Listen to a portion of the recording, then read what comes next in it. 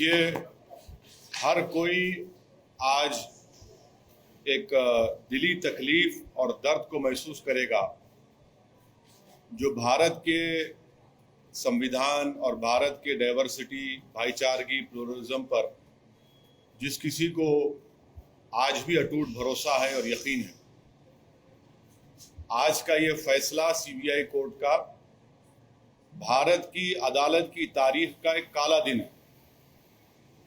और मैं इसलिए कहता हूं क्योंकि सुप्रीम कोर्ट ने 9 नवंबर को जो सिविल डिस्प्यूट के मुकदमे का फैसला दिया था, जजमेंट में सुप्रीम कोर्ट ने कहा था, अंग्रेजी में कहता हूं कि सुप्रीम कोर्ट ने कहा था कि it is an egregious violation of rule of law. और सुप्रीम कोर्ट ने यह भी कहा था कि ये calculated act of destroying a public place of worship. अब मैं ये समझने से कासिर हूं कि अगर सुप्रीम कोर्ट ये कहता है कि egregious violation of rule of law, तो क्या कोई जादू से मस्जिद को शहीद कर दिया गया था 6 दिसंबर को? क्या कोई जादू से वहां पर 28 और 29 दिसंबर की रात 49 में मूर्तियां रखी गई थी? क्या कोई जादू से उसके ताले खोले गए थे जब राजीव गांधी प्राइम मिनिस्टर थे? इसीलिए मैं ये कहता हूं कि सुप्रीम कोर्ट ने जो बात कही उसके बरखिलाफ आज ये जजमेंट आया है।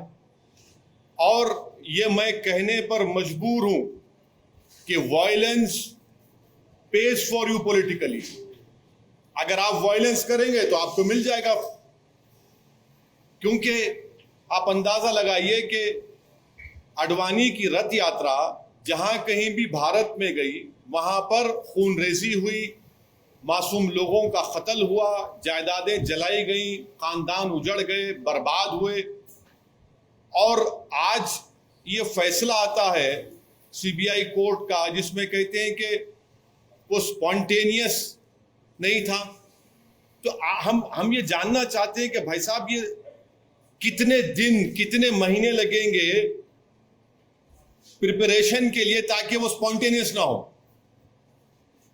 आप बताइए ना, कितने दिन, कितने महीने लगेंगे स्पॉन्टेनियस ना हो? क्या ये बात सच नहीं है कि उमा भारती ने कहा था कि एक धक्का और दो, बाबरी मस्जिद तोड़ दो? क्या दुनिया ने नहीं देखा कि जब बाबरी मस्जिद शहीद हो रही थी तो मिठाइयां बांटे जा रहे थे? अडवाणी, मुरली मनोहर जोशी, उमा भारती, ये सब लोग तो मिठाई खा रहे थे, खुशियां मना रहे थे। कैसा ये फैसले पे आ जाती है आप? आखिर पैगाम क्या देना चाह रहे आप? पैगाम क्या देना चाह रहे? पैगाम यही मिल रहा है कि वायलेंस पेज, मास वायलेंस पेज। आप अंदाजा लगाइए कि 1950 से अब तक इस मसले में मुसलमानों को इंसाफ नहीं हुआ, और आज ये फैसला आता है 28 साल के बाद। हम आज भी कह रहे हैं, अगर ये मस्जिद नहीं शहीद होती तो क्या 9 नवंबर का सुप्रीम कोर्ट का फैसला आता था?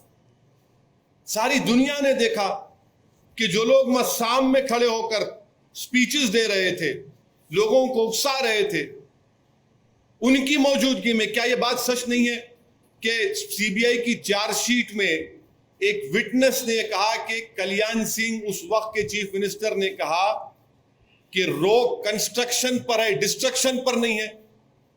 वो भी आप नहीं मानेंगे उसको? क्या सीबीआई की चार्जशीट में ये नहीं कहा गया था कि 5 दिसंबर की रात अडवाणी ने विनय कटियार के घर में साजिश रचाई? क्या यह बात सच नहीं है कि अडवाणी ने कल्याण सिंह को कहा कि उस वक्त तक आप रिजाइन मत करिए जब तक कि मस्जिद डिमोलिश नहीं हो जाती, ताकि गवर्नमेंट का डिसमिसल ना हो? क्या बीजेपी की सरकार उस वक्त की जाकर सुप्रीम कोर्ट को वादा नहीं किया था कि हम मस्जिद को बचाएंगे? ये फैसला, मुझे कहना पड़ेगा कि ये judgement satisfies the collective consciousness of Hindutva and its followers and its ideology. ये जजमेंट का यही है। किसने तोड़ा फिर मस्जिद? फिर हम पूछना चाहते हैं, जब 6 दिसंबर 1992 को मस्जिद शहीद हुई थी, उस वक्त मैंने अपने आप को एक हेल्पलेस महसूस किया। मैंने अपने आप को अपने लिए एक ह्यूमिलिएशन समझा कि मैं अपनी एक अब शर्म महसूस हुई कि मैं अपनी मस्जिद को बचा नहीं सक रहा हूं, और आज आप ऐसा फैसला देते हैं। तो फिर आखिर इतना सब जो इन्वेस्टिगेशन हुआ, कैसा क्या हुआ? एक और बात आपको समझने की जरूरत है कि आडवाणी को हाईएस्ट सिविलियन अवार्ड दिया गया बीजेपी गवर्नमेंट तरफ से, एक्यूज हैं। तभी हमने कहा था कि देखो, मैं प्रेस कॉन्फ्रेंस में कहा था कि आडवाणी को ये हाईएस्ट सिविलियन अवार्ड दिया जा रहा है। आज उसका नतीजा हम देख रहे हैं। उमा भारती, अच्छा आप एक और आदमी का नाम ले लीजिए, हिंदुस्तान टाइम्स में आया कि भगवान गोयल कोर्ट के बाहर कह रहा है, कोर्ट के बाहर फैसला देने से पहले कोर्ट के बाहर कह रहा है कि हाँ, मैं एडमिट करता हूं कि मैंने डिमोलिशन में हिस्सा लिया। वो बीजेपी में उस वक्त का नॉर्थ इंडिया का शिवसेना का चीफ था। कोर्ट के बाहर कह रहा है और कोर्ट में जाकर कोर्ट बरी कर देता है लोगों को। तो ये मेरे लिए बहैसियत एक भारत के मुसलमान के लिए, जो मैं 6 दिसंबर 1992 को जो मुझे एक ह्यूमिलिएशन और बेबसी जो मैं महसूस किया था, आज मैं वही महसूस कर रहा हूं। इंसाफ नहीं हुआ इस मसले में, इंसाफ नहीं हुआ इस मसले में। जिन लोगों के इशारे पर, जिन लोगों की मौजूदगी में, जिनके तकारीर के जुमलों पर ये वायलेंस, तशद्दुद हुआ, क्रिमिनल एक्ट जिसको सुप्रीम कोर्ट ने कहा, आज वो पूरे के पूरे बरी हो गए। अब मुझे ये नहीं मालूम कि सीबीआई अपनी इंडिपेंडेंस को बरकरार रखने के लिए अपील करेगा या नहीं करेगा, और मुझे यह भी नहीं मालूम कि अगर अपील करेंगे तो कितना टाइम लगेगा अपील की सुनवाई के लिए। मगर अपील करना चाहिए। ये नाइंसाफी पर मबनी है, बिल्कुल नाइंसाफी पर मबनी है। इसको कोई भी सही सोचने वाला भारत का शहरी इसको सवाल करेगा कि भाई ये क्या इंसाफ हो रहा है, क्या ये इंसाफ हुआ? हरगिज इंसाफ नहीं हुआ। सारी दुनिया जानती है, सब जानते हैं कि बीजेपी, आरएसएस, विश्व हिंदू परिषद, शिवसेना, इन तमाम की मौजूदगी में और साथ ही साथ कांग्रेस पार्टी, इसकी जड़ कांग्रेस पार्टी है। इनकी हुकूमत में मूर्तियां रखी गई, इन्हीं की हुकूमत में राजीव गांधी ने ताले खुलवाए, शिलान्यास किया।